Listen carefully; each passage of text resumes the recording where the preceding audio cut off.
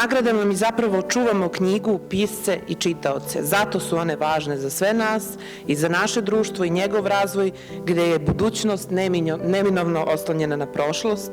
I ovom prilikom zahvaljujem Ministarstvu kulture koje nas podržava svih ovih godina u dodeli ove nagrade. S druge strane, odnosno na drugu... Koliko su građani Niša srećni što sam ja dobila ovu nagradu, toliko sam ja srećna što sam u Nišu dobila ovu nagradu. Za ovaj grad me vezuju ozbiljna prijateljstva i u kulturnoj sceni i ovako.